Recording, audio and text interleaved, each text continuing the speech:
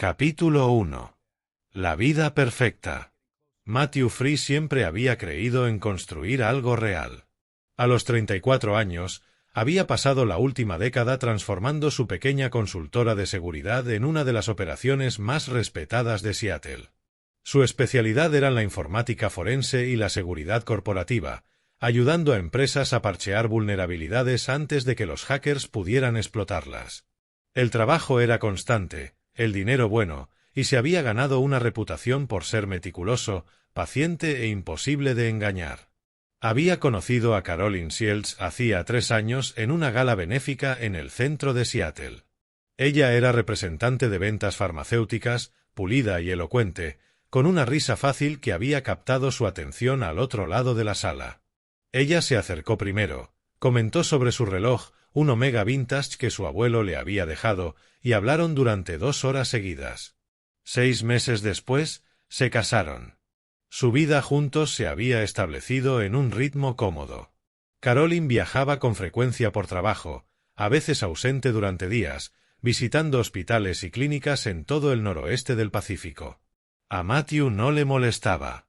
Él entendía las carreras exigentes. Cuando ella estaba en casa, cocinaban juntos, veían maratones de documentales de crímenes y planeaban su futuro. Justo habían comenzado a hablar de comprar una casa en Ballard, tal vez de empezar una familia. El viaje a Vancouver se suponía que era una escapada romántica rápida. 3 días explorando la ciudad, probando nuevos restaurantes, quizás visitando el acuario. Carolyn había parecido entusiasmada, aunque Matthew notó que había estado distraída la semana antes de partir. Lo atribuyó a un cliente difícil y a un próximo lanzamiento de producto. Él le creyó porque nunca había tenido una razón para no hacerlo. Salieron de Seattle temprano un viernes por la mañana. Carolyn conducía su BMW plateado mientras Matthew revisaba los correos del trabajo en su teléfono. El trayecto hasta la frontera fue tranquilo, la conversación ligera. Ella había estado más callada de lo habitual, pero él lo atribuyó al estrés que había mencionado. En Peace Arch, el cruce estaba relativamente vacío. Aún no había aglomeración de fin de semana. El agente fronterizo canadiense, un hombre robusto de unos 50 años con las sienes entrecanas, fue profesional pero minucioso. Hizo las preguntas habituales. Propósito de la visita, cuánto tiempo se quedarían, a dónde iban. Matthew respondió con naturalidad mientras Carolyn entregaba ambas licencias de conducir. Fue entonces cuando todo cambió. El agente escaneó la licencia de Carolyn. Sus ojos se desplazaron a la pantalla de su computadora. Luego se quedaron ahí. Matthew observó cómo la expresión del hombre pasaba del aburrimiento rutinario a una atención aguda. La mandíbula del agente se tensó. Tomó su teléfono, hizo una llamada rápida, hablando demasiado bajo para que Matthew pudiera oír. «Señor Free», dijo el agente, con una voz cuidadosa y controlada. «Necesito que salga del vehículo y me acompañe, por favor». «¿Hay algún problema?», preguntó Matthew, sintiendo el primer cosquilleo de inquietud. «Por favor, señor, solo salga». Matthew miró a Carolyn. Ella había palidecido, sus manos aferradas al volante. «Matt, probablemente no sea nada». «Señora, por favor permanezca en el vehículo», dijo el agente. Otro agente apareció, una mujer más joven con mirada penetrante. Tomó posición cerca del lado del pasajero. Matthew bajó, con la mente acelerada repasando posibilidades. ¿Multas sin pagar? ¿Algún tipo de robo de identidad? Tal vez la licencia de Carolyn había sido marcada por error. El agente hombre lo condujo lejos del auto hacia un pequeño edificio de oficinas adyacente al puesto de control principal. Una vez fuera del alcance del oído, el agente se detuvo y se volvió para enfrentarlo. «Señor, necesito que confíe en mí ahora mismo», dijo el agente en voz baja. Su placa decía Conway. «Necesito que deje a su esposa aquí y cruce la frontera solo». Matthew lo miró fijamente. «¿Qué?» «No puedo explicarlo todo, pero es urgente. Necesita alejarse de ese auto ahora mismo». «Ni hablar. Esa es mi esposa». ¿Qué está pasando? El agente Conway miró alrededor, luego bajó aún más la voz. Señor Free, la licencia de su esposa activó una alerta. Una grave. Por su propia seguridad, le aconsejo que se distancie de ella inmediatamente. ¿Qué tipo de alerta? Conway vaciló, y luego pareció tomar una decisión.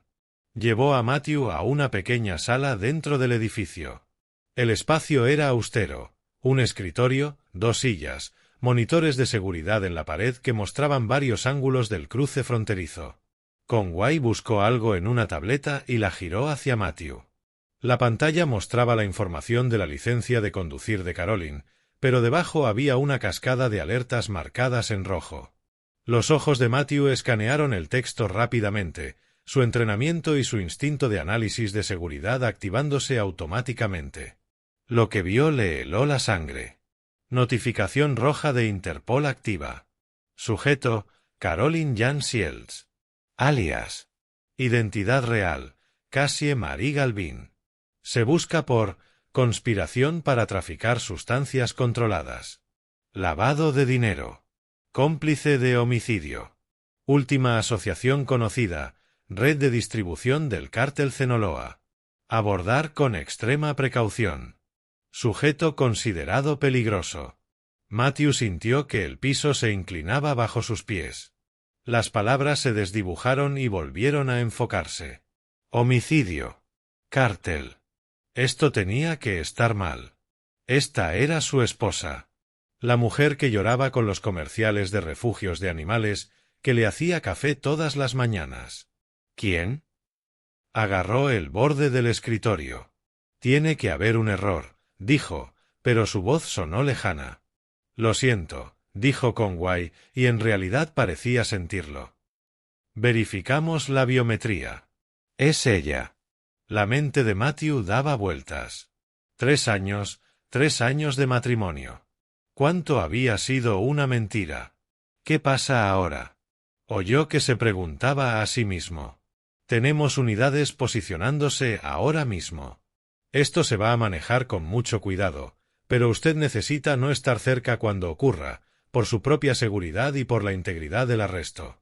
Matthew miró el monitor que mostraba el BMW en el puesto de control. Caroline seguía sentada en el asiento del conductor, esperando a que él regresara o a que ocurriera algo más. ¿Puedo? Comenzó Matthew, luego se detuvo. ¿Podía hablar con ella? ¿Advertirle? ¿Por qué la advertiría? Pero ella seguía siendo su esposa, ¿no? Sin contacto, dijo Conway firmemente. Lo siento. Sé que esto es un shock, pero si le importa su propia vida, necesita alejarse ahora mismo. Tenemos un auto que lo llevará al otro lado de la frontera. Podrá recoger sus pertenencias de su vehículo una vez que hayamos asegurado al sujeto. Sujeto. No Caroline, no su esposa. Matthew asintió, entumecido. Su entrenamiento en seguridad le gritaba. Las alertas eran reales. La notificación era genuina. Esto no era un error, pero su corazón caía en picada. 3 años. ¿Había sido algo de eso real? Dejó que Conway lo llevara a un sedán sin marcar. Lo último que vio antes de que el auto se alejara fue el rostro de Caroline en el espejo lateral volviéndose hacia él, su expresión indescifrable. Capítulo 2. El desmoronamiento. La estación de la Policía Montada Real Canadiense en Surrey fue un borrón de luces fluorescentes y preguntas que Matthew no podía responder adecuadamente. Lo habían llevado a una pequeña sala de interrogatorios donde 2 detectives, un hombre y una mujer, habían pasado las últimas 3 horas tratando de reconstruir lo que Matthew sabía sobre su esposa. El problema era que no sabía nada, o al menos nada que importara. El detective Lorenzo Witte era un hombre paciente de unos 40 y tantos años, con ese tipo de rostro curtido que sugería que había escuchado cada mentira y media verdad que el mundo tenía para ofrecer. Su compañera, la detective Barbara Gillespie, era más joven, más perspicaz, con ojos rápidos que no se perdían nada. Repasemos esto de nuevo, dijo Witte, recostándose en su silla. ¿Cómo conoció a Caroline Shields? Se lo he dicho. En una gala benéfica hace 3 años. Trabajaba en ventas farmacéuticas. Matthew se detuvo a sí mismo. ¿O eso es lo que ella me dijo que hacía? ¿Alguna vez visitó su lugar de trabajo? Una vez. Un edificio de oficinas en Bellevue. Tenía un escritorio, compañeros de trabajo. Parecía legítimo. Gillespie intercambió una mirada con White. Esa empresa probablemente era una fachada. Lo estamos verificando ahora. Matthew se frotó el rostro.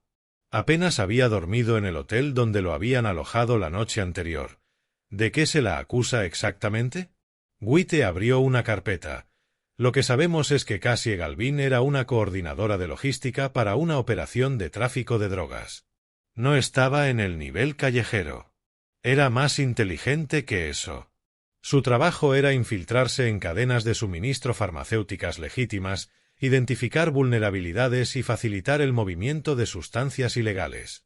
Solía salir o casarse con alguien respetable, usar su vida como cobertura.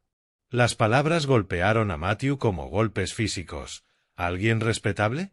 ¿Se refiere a alguien como yo? Su firma de seguridad le dio credibilidad, dijo Gillespie, no sin cierta amabilidad. Una esposa casada con alguien que investiga crímenes. Es una buena cobertura. ¿Y el cargo de homicidio? La expresión de White se endureció. Hace 2 años, un distribuidor rival comenzó a interferir con su operación en Portland. Se llamaba Javier Hurley. Fue encontrado muerto en su apartamento, hecho para parecer un suicidio. Pero nuestros colegas en Oregón sospecharon. Encontraron rastros de una neurotoxina, algo que requería conocimiento farmacéutico para obtener y administrar. Cassie Galvin fue vista con Hurley 3 veces la semana antes de su muerte. Matthew se sintió enfermo. ¿Está diciendo que ella lo mató o ayudó a matarlo? Todavía estamos estableciendo la cadena de mando, pero ella estuvo involucrada. ¿Por qué no la arrestaron antes? Exigió Matthew. Si sabían todo esto, no sabíamos dónde estaba, dijo White. Desapareció hace 18 meses, cambió su nombre, apariencia, vida. Pensamos que quizás había salido del país. Entonces su identidad real apareció en un escaneo fronterizo esta mañana. Matthew se levantó, necesitando moverse. Ella vivió conmigo durante 3 años. Durmió a mi lado, me preparó el desayuno. Hablamos de tener hijos. Soltó una risa amarga. Dios, se supone que soy bueno leyendo a las personas. Es literalmente mi trabajo. Ella es una profesional, dijo Gillespie. Usted no podría haberlo sabido. Eso es exactamente lo que lo hace peor.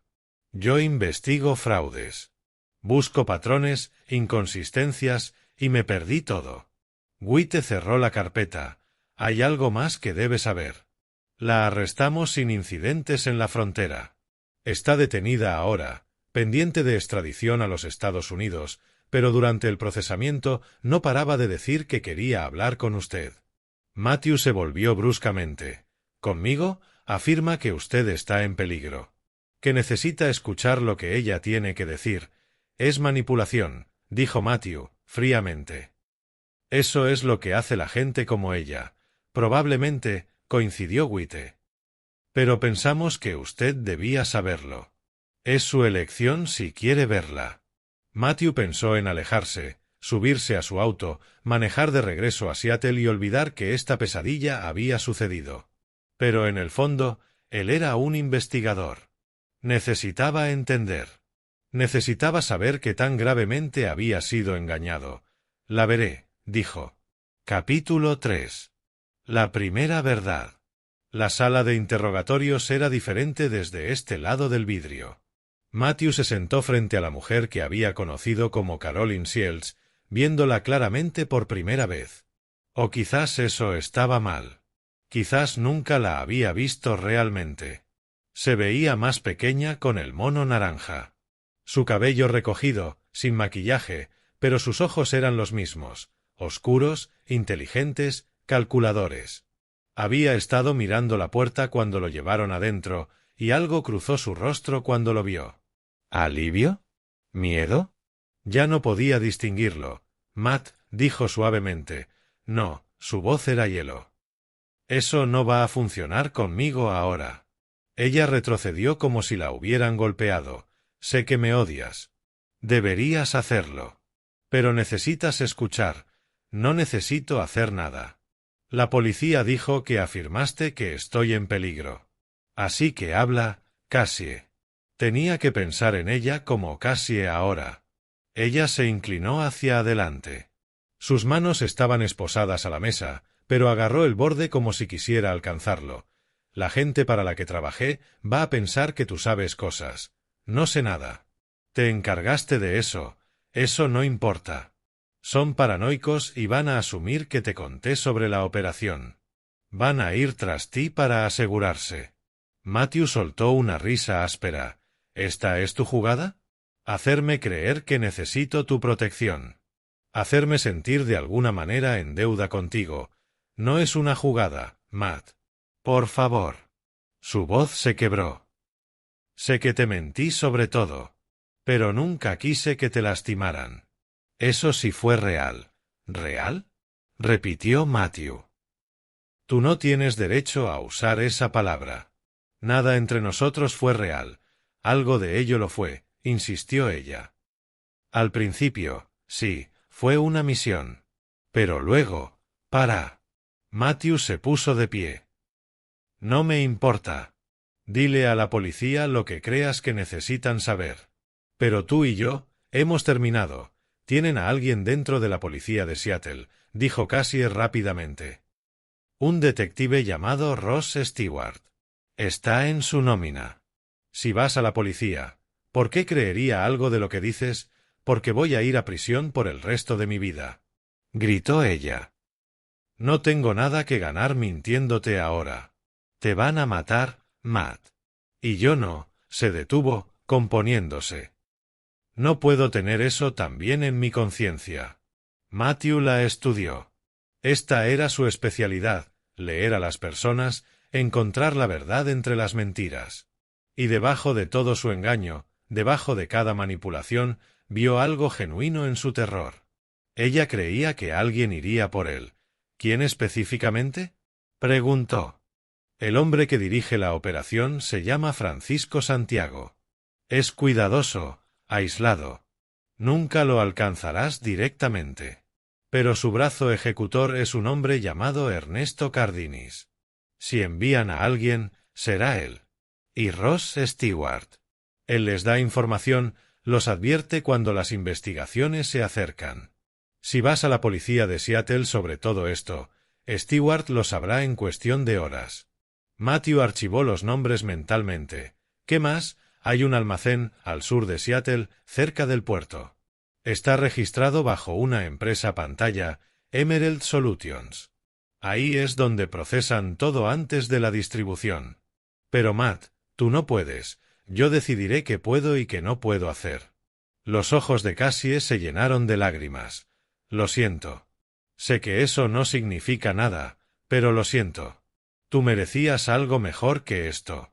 Matthew la miró por un largo momento. Luego golpeó la puerta, señalando que había terminado. Mientras el guardia lo dejaba salir, oyó a Cassie llamarlo. «Ten cuidado, por favor». Él no miró hacia atrás. Capítulo 4. La investigación. Matthew Free tenía una decisión que tomar. Podía regresar a Seattle, retomar su vida normal, y esperar que la advertencia de Cassie fuera una paranoia delirante, o podía confiar en que el peligro era real y empezar a investigar. El Matthew de antes, el de hace una semana, habría ido a la policía, presentado informes, dejado que el sistema se encargara. Pero el Matthew de antes también se había perdido cada señal de que su esposa era una criminal. Así que quizás era hora de dejar de jugar con las reglas que lo habían fallado. Se registró en un hotel en Vancouver bajo el nombre de su socio y pasó la primera noche construyendo un perfil digital completo de todos los que Cassie había mencionado. Su firma de seguridad tenía acceso a bases de datos a las que la mayoría de los civiles no. Herramientas de localización de personas, búsquedas de registros corporativos, monitoreo de la web profunda.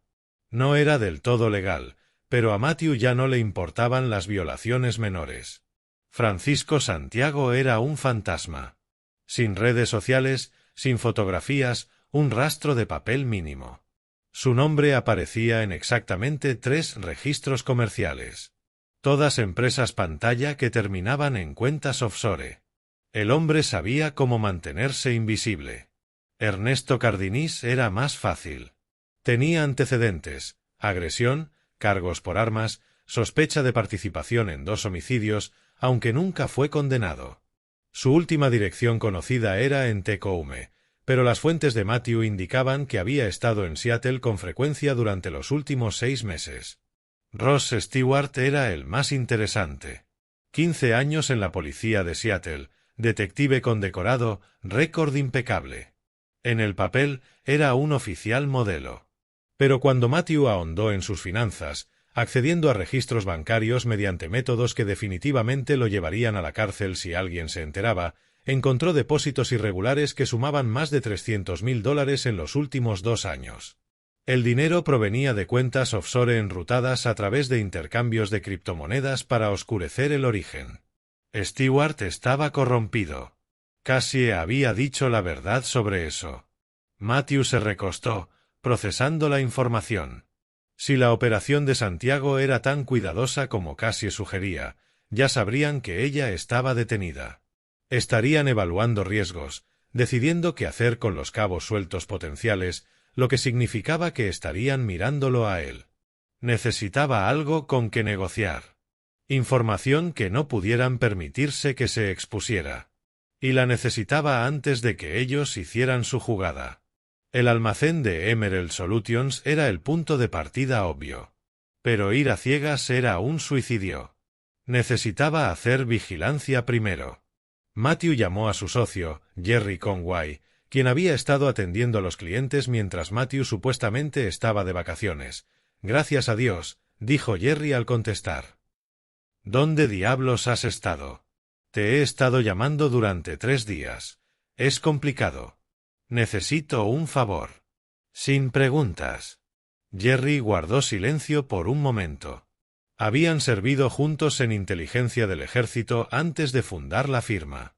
Jerry entendía que a veces había que operar en las zonas grises. ¿Qué necesitas? Equipo. Equipo de vigilancia, comunicaciones encriptadas, quizás algo de hardware que no sea exactamente de grado civil. Matt, ¿qué está pasando? No puedo explicarlo todavía, pero estoy a punto de hacer algo que podría costarme la vida. Si eso pasa, necesito que envíes un archivo al FBI. Te enviaré las instrucciones por correo. Jesús, Matt. ¿Puedes ayudarme o no? Sí. Sí, puedo ayudarte. ¿Dónde estás? Iré a verte. Reunámonos en la oficina secundaria esta noche, a las 9. Allí estaré. Matthew pasó el resto del día construyendo su plan de contingencia. Compiló todo lo que había aprendido en un archivo encriptado. Los registros financieros de Stewart, el testimonio de Cassie, las conexiones comerciales de Santiago, la ubicación del almacén. Si algo le sucedía, esta información se enviaría automáticamente a múltiples agencias federales. Luego comenzó a planificar algo más inmediato. Esa tarde, se reunió con Jerry en su oficina secundaria en Belltown, un espacio pequeño que usaban para reuniones confidenciales con clientes. Jerry había traído una bolsa de deportes llena de equipo, microcámaras, dispositivos de escucha, inhibidores de señales y algo que hizo que Matthew levantara una ceja. ¿Eso es un visor de imágenes térmicas?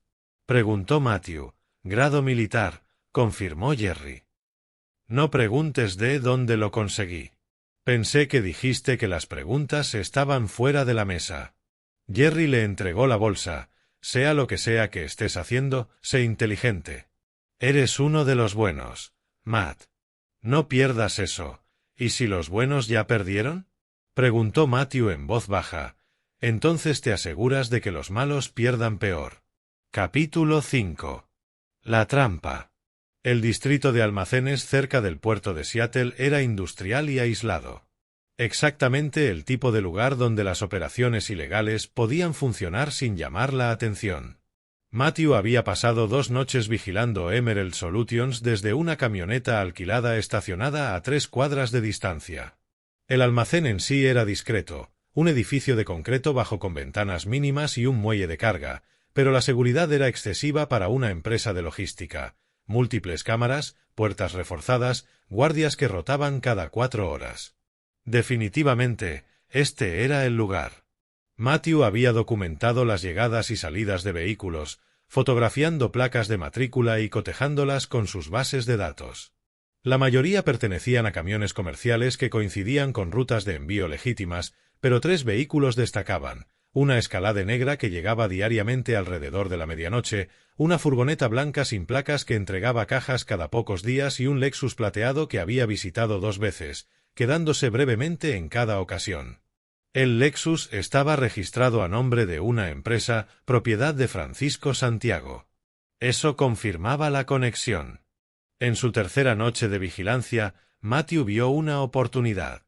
Los guardias cambiaban de turno a las 2 de la mañana, y había una ventana de 7 minutos en la que el muelle de carga trasero no estaba vigilado. Las cámaras cubrían la entrada, pero había un punto ciego cerca de los contenedores de basura. Si se acercaba desde el ángulo correcto. Lo había repasado 100 veces. Forzar la entrada era una locura. No tenía respaldo ni autoridad legal, y si lo atrapaban, el mejor resultado sería el arresto. El peor, un cuerpo en el estrecho de Puget. Pero necesitaba pruebas que conectaran directamente a Santiago con la operación, algo que lo hiciera intocable para policías corruptos y demasiado valioso para que las agencias federales lo ignoraran. A la 1:45 de la mañana, Matthew se movió. Esta vez había estacionado la camioneta más cerca, usando una placa robada de un vehículo similar. Vestía todo de negro, llevaba su equipo de cámaras, un juego de ganzúas y una pistola que había comprado a través de canales del mercado gris 2 días antes. Nunca pensó que necesitaría armarse fuera de una zona de combate, pero ahí estaba. El acercamiento fue angustiante. Cada sombra parecía una amenaza, pero su entrenamiento militar entró en acción: respiración controlada, pasos medidos, conciencia situacional. Llegó al punto ciego y esperó el cambio de turno. Cuando los guardias rotaron, Matthew se movió rápido. Forzó la cerradura de la puerta de servicio en 40 segundos y se deslizó adentro. El interior estaba oscuro, excepto por las luces de emergencia. Activó su visión nocturna y avanzó más adentro del edificio. La planta principal estaba llena de palés con productos farmacéuticos legítimos, exactamente lo que se esperaría de una empresa distribuidora. Pero Matthew sabía que la operación real estaría oculta. Encontró lo que buscaba en la parte de atrás: una habitación asegurada con una cerradura de teclado. Forzar ese código tomaría demasiado tiempo, pero las bisagras de la puerta estaban en el exterior. Matthew sonrió sombríamente y usó un taladro inalámbrico de su mochila para quitar los pernos. La puerta se levantó en silencio. Dentro, encontró lo que Cassie había descrito: mesas cubiertas con equipo para cortar y empaquetar drogas, libros de contabilidad físicos, porque Santiago era de la vieja escuela y no confiaba en los registros digitales, y lo más importante, una computadora portátil conectada a un disco duro externo. Matthew fotografió todo, luego conectó un dispositivo que Jerry le había dado a la portátil. Comenzó a clonar el disco duro, todos los archivos, todas las comunicaciones, todo. El proceso tomaría 15 minutos. Mientras esperaba, fotografió los libros de contabilidad. Detallaban envíos, rutas, pagos y, cerca del final, encontró lo que realmente buscaba: una página con anotaciones manuscritas de Santiago, que incluía números de cuenta e información de contacto de distribuidores en 6 estados. Esto era oro. Esto era todo. La clonación del disco duro terminó. Matthew desconectó su dispositivo, volvió a colocar la puerta con cuidado y se dirigió hacia la salida. Estaba casi en la puerta de servicio cuando oyó voces. No me importa lo que diga el cronograma. Quiero otra revisión. La sangre de Matthew se heló. La voz estaba cerca. Se agachó detrás de una pila de palés mientras 2 hombres entraban a la planta principal. Uno era un guardia que reconocía de su vigilancia.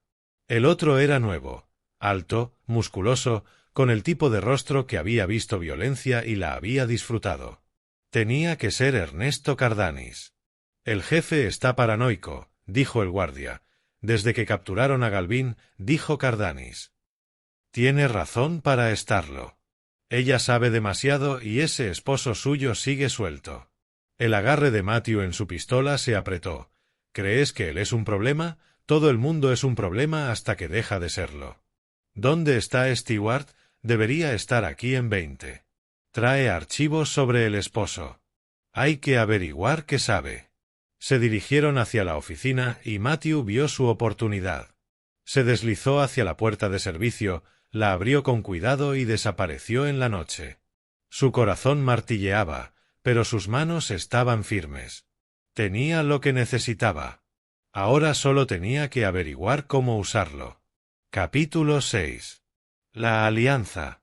Matthew sabía que no podía luchar solo contra la organización de Santiago. Necesitaba aliados, personas con la autoridad y los recursos para derribarlos. Pero con Ross Stewart comprometido, ir a la policía de Seattle estaba descartado. Necesitaba intervención federal. Contactó a un conocido de sus días en el ejército, la agente especial Viola Casey, de la oficina de campo de la DEA en Seattle. Habían trabajado juntos en un caso 2 años atrás, cuando uno de los clientes corporativos de Matthew había sido blanco de hackers que trabajaban para un cártel de drogas. Viola era inteligente, agresiva y notablemente limpia. Si había alguien en quien podía confiar, era ella.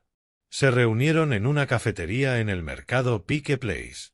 Viola tenía unos 30 y tantos años, rasgos afilados y ojos que evaluaban todo. Escuchó sin interrumpir mientras Matthew relataba toda la historia: el arresto de Cassie, el almacén, la corrupción de Ross Stewart, la operación de Santiago. Cuando terminó, ella se recostó. Irrumpiste en un almacén. Supuestamente. Y tienes evidencia. Evidencia extensa. Evidencia que obtuve ilegalmente a través de medios cuestionables, corrigió Matthew. Pero los registros financieros, los libros de contabilidad, las comunicaciones, son reales y son suficientes para construir un caso. Viola tamborileó los dedos sobre la mesa. Si llevo esto a mi agente especial a cargo, va a preguntar cómo lo conseguiste. Dile que un informante confidencial lo proporcionó. Técnicamente no es mentira.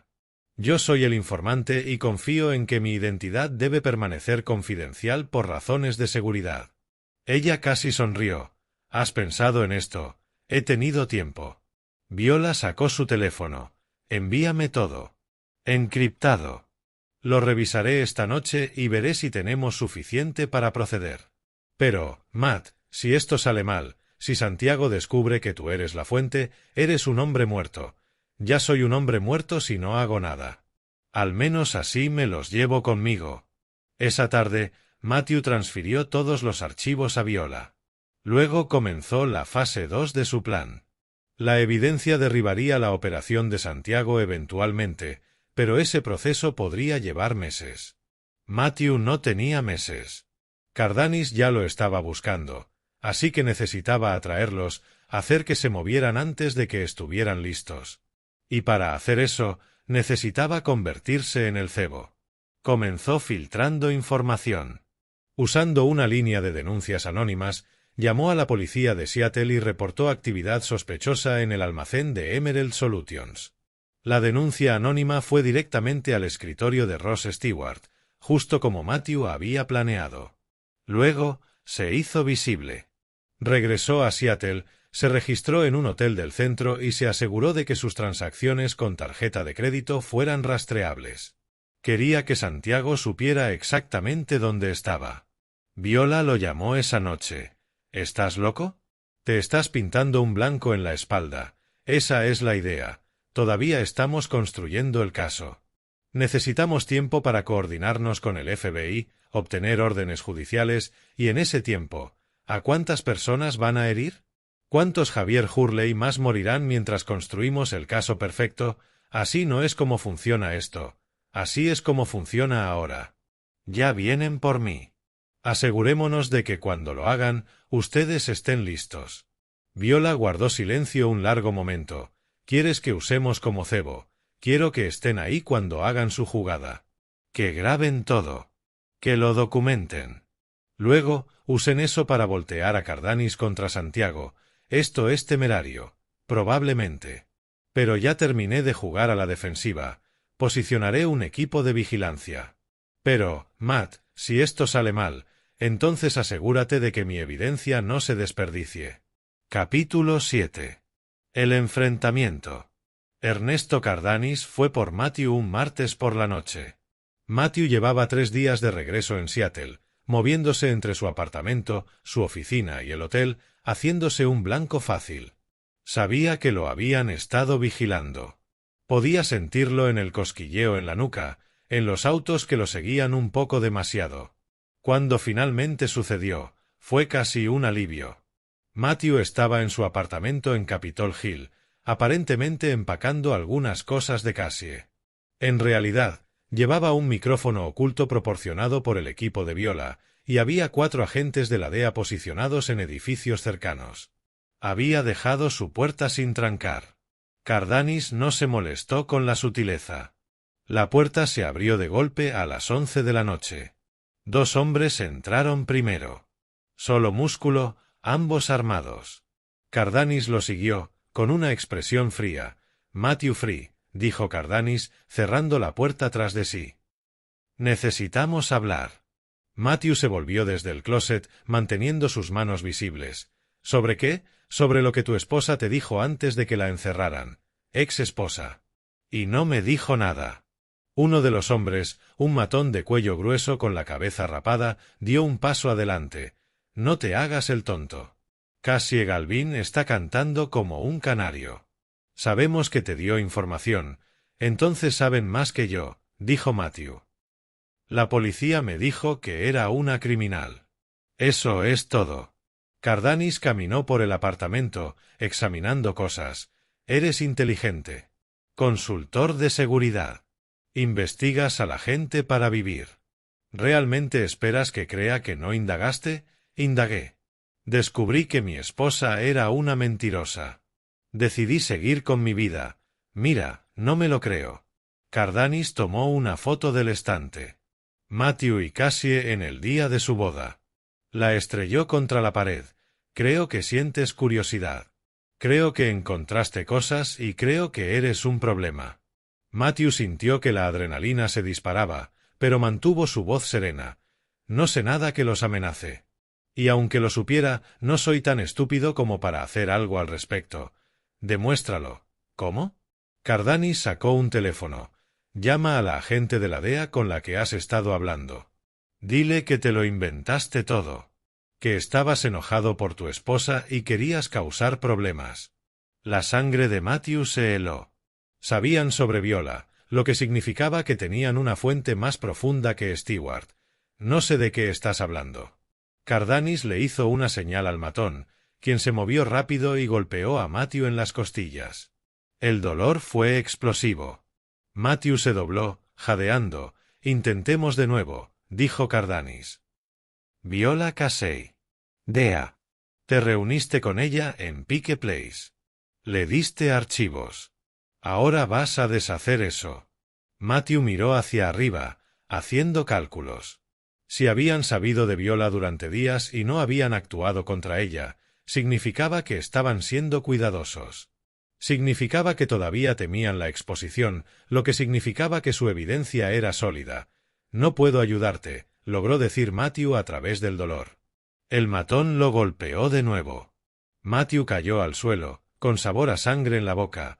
Última oportunidad, dijo Cardanis. Haz la llamada o esto se pondrá mucho peor. Matthew rió, lo que le dolió. De todos modos vas a matarme. Tal vez. Pero podemos hacerlo rápido o podemos hacer que dure días. Antes de que Matthew pudiera responder, la puerta de su apartamento se abrió de golpe de nuevo.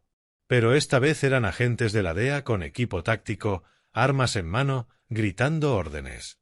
El matón intentó sacar su arma y recibió un taser. El segundo hombre se quedó congelado, manos arriba. Cardanis intentó correr hacia la ventana trasera, pero fue derribado por 2 agentes. Viola apareció en la puerta, todos al suelo, ahora. En cuestión de segundos, los 3 hombres estaban esposados. Matthew se empujó para levantarse, con las costillas gritándole de dolor. Viola lo ayudó a llegar al sofá mientras los agentes aseguraban la escena. ¿Estás bien?, preguntó ella. He estado mejor. Pero lo logramos. La confesión, ella levantó una grabadora. Cada palabra. Cardanis miró a Matthew con odio desde el suelo. ¿Tú armaste esto? Sí, dijo Matthew. Lo armé. Capítulo 8. La caída. Con Cardanis y sus hombres bajo custodia, el equipo de Viola se movió rápido. La evidencia que Matthew había reunido, combinada con el intento de agresión de Cardanis, les dio todo lo que necesitaban para obtener órdenes judiciales. Al amanecer, redadas simultáneas cayeron sobre el almacén de Emerald Solutions, la casa de Ross Stewart y otros 3 lugares conectados con la operación de Santiago. Matthew observó desde la oficina de la DEA mientras se sucedían los arrestos. Stewart fue sacado de su casa con esposas, su carrera y reputación destruidas. El almacén arrojó más de 4 millones en drogas y evidencia de redes de distribución que abarcaban 12 estados. Y enterrado en los archivos de Santiago había algo aún más valioso: comunicaciones que lo conectaban directamente con 3 homicidios, incluido el de Javier Hurley. El propio Santiago fue arrestado en su casa en Medina, una mansión con vista al lago Washington. Intentó huir, pero su yate fue interceptado por la Guardia Costera antes de que pudiera salir del estrecho de Puget. El hombre que había permanecido invisible durante años era de repente noticia de primera plana. Viola encontró a Matthew en la sala de observación, mirando el interrogatorio de Cardanis a través del vidrio unidireccional. Cardanis había llamado a su abogado, pero la evidencia era abrumadora. Iba a pasar de 25 años a cadena perpetua.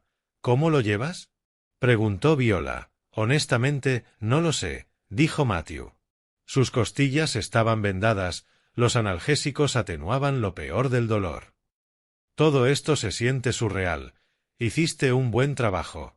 Peligroso y ligeramente demente, pero bueno, ¿qué pasa ahora? Santiago va a juicio. Con la evidencia que reuniste y el testimonio de Stewart, él está cooperando para salvarse. Estamos hablando de múltiples cadenas perpetuas. Toda la operación del cártel en el noroeste del Pacífico está destrozada. Matthew asintió lentamente, y Cassie acordó testificar contra Santiago a cambio de una sentencia reducida. 20 años en lugar de cadena perpetua. Podrá obtener la libertad condicional en 14, así que eventualmente caminará libre, dijo Matthew, con amargura. Nos dio información que salvó vidas. Nos llevó a otras 3 células activas que no conocíamos. Eso cuenta para algo, ¿no? Viola se sentó a su lado. Matt, sé que esta no es la justicia que querías. Yo quería mi vida de vuelta. Aquella en la que mi esposa no era una criminal y yo no estaba casi apaleado hasta la muerte en mi propio apartamento. Esa vida se fue. Pero estás vivo y derribaste una red importante de tráfico. Mucha gente no va a morir gracias a lo que hiciste. Matthew sabía que ella tenía razón, pero la victoria se sentía hueca. Había ganado, pero el costo fue todo lo que creía sobre su vida, su matrimonio, su propio juicio. ¿Qué harás ahora?, preguntó Viola.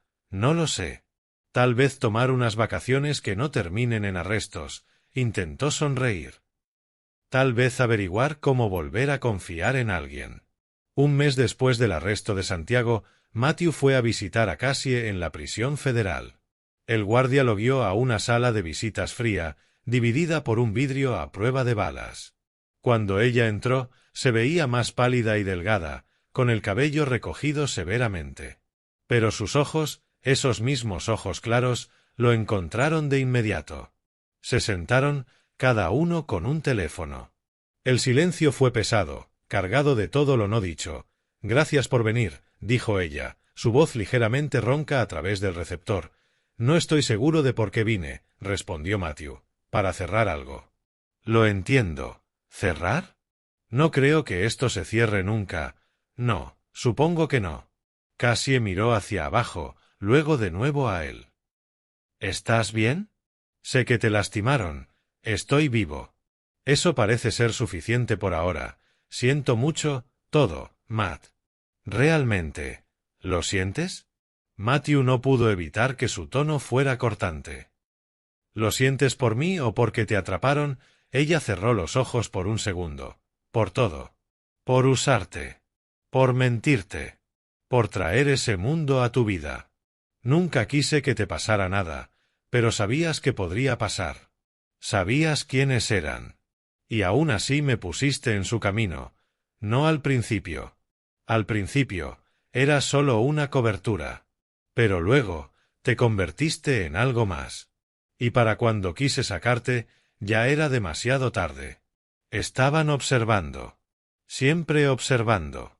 Matthew estudió su rostro, buscando algún indicio del engaño que ahora conocía tan bien. Pero solo vio cansancio y algo que se parecía al remordimiento. ¿Alguna vez fue real?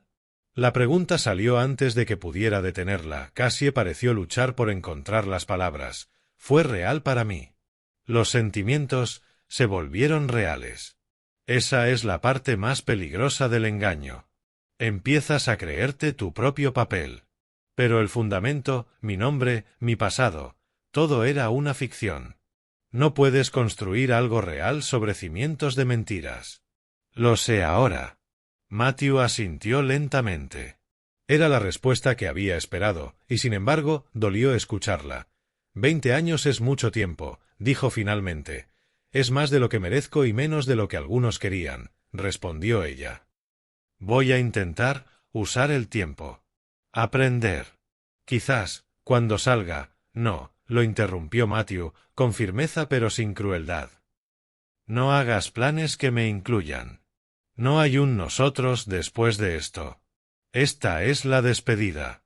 El dolor en los ojos de Cassie fue genuino y agudo.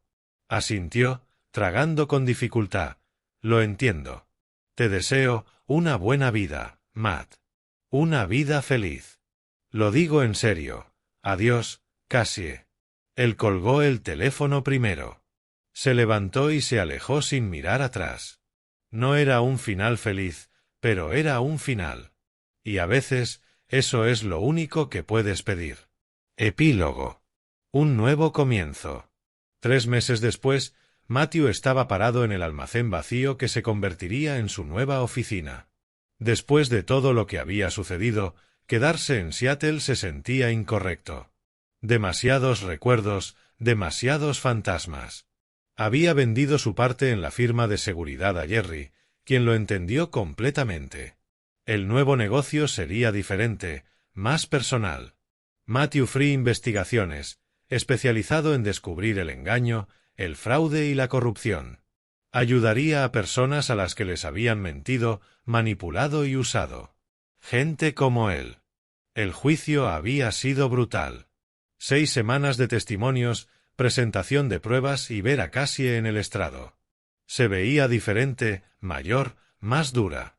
Evitó su mirada todo el tiempo. Cuando finalmente lo miró, él vio algo parecido al arrepentimiento. O quizás solo quiso verlo. Santiago recibió 3 cadenas perpetuas consecutivas. Cardanis, 40 años. Ross Stewart, 10 años, y probablemente cumpliría 6. La organización estaba destruida, sus activos incautados, su red desmantelada. La sentencia de Cassie había sido la más difícil de presenciar. 20 años, reducidos de cadena perpetua por su cooperación. El juez calificó su ayuda como extensa y valiosa, pero también señaló las vidas destruidas por sus acciones. Cuando se la llevaron, miró hacia Matthew una última vez. Él apartó la vista. Viola se mantuvo en contacto, llamando cada pocas semanas. Lo había ayudado a navegar las secuelas, la atención de los medios, las declaraciones, las pesadillas. Se había convertido en una amiga. Quizás la única persona que realmente entendía por lo que había pasado. Buen espacio, dijo una voz desde la entrada. Matthew se volvió. Jerry estaba allí, sosteniendo una caja de cartón. Pensé que podrías necesitar esto. ¿Qué es? El reloj de tu abuelo. Lo dejaste en la oficina. Jerry le entregó la caja. Además, te conseguí un cliente. Una mujer cuyo socio comercial le desfalcó dinero. Necesita a alguien que pueda rastrear huellas digitales. Matthew tomó la caja, la abrió. El Omega brillaba, intacto a pesar de todo lo sucedido. Jerry, no tenías que... Sí, tenía que hacerlo. Eres mi amigo, Matt. Y sigues siendo uno de los buenos, sin importar lo que pienses. Infringí como una docena de leyes, para derribar algo peor. Eso cuenta. Matthew se puso el reloj. Se sintió correcto. Dile a tu cliente que tomaré el caso. Ya lo hice, Jerry sonrió. Estará aquí el lunes. Después de que Jerry se fue, Matthew se paró frente a la ventana, mirando el horizonte de Seattle, la ciudad donde su vida se había desmoronado y donde se había reconstruido a partir de los pedazos. A veces pensaba en Cassie, se preguntaba si algo de ello había sido real, si a ella realmente le había importado bajo todas las mentiras. Pero, sobre todo, pensaba en el futuro, en el trabajo que tenía por delante, en las personas a las que podía ayudar. Su teléfono vibró. Un mensaje de Viola: vi las noticias sobre tu nuevo negocio. Orgullosa de ti. ¿Tomamos algo este fin de semana? Matthew sonrió y respondió: suena bien. Cerró la oficina con llave y salió a la noche. El aire era fresco, la lluvia se acercaba desde el estrecho. En algún lugar de la ciudad estaban mintiéndole a la gente, manipulándola, usándola. Y ahora había alguien que entendía exactamente cómo se sentía eso. Alguien que podía ayudar. Matthew Free lo había perdido todo. Su matrimonio, su confianza, su inocencia sobre el mundo. Pero también había ganado algo. El conocimiento de que era lo suficientemente fuerte para contraatacar, lo suficientemente inteligente para ganar y lo suficientemente resiliente para comenzar de nuevo. El cruce fronterizo parecía de otra vida. El momento en que todo cambió. Cuando la mentira se reveló y la verdad comenzó. Se había alejado de Cassie ese día, había huido de la mujer que creía conocer. Pero también había estado corriendo hacia algo, hacia la persona que siempre estuvo destinado a ser. Y por primera vez en meses, eso se sintió suficiente. Fin. Este es el final de nuestra historia. Comparte tus pensamientos en la sección de comentarios. Gracias por tu tiempo. Si disfrutaste esta historia, por favor suscríbete a este canal. Haz clic en el vídeo que ves en la pantalla y nos vemos allí.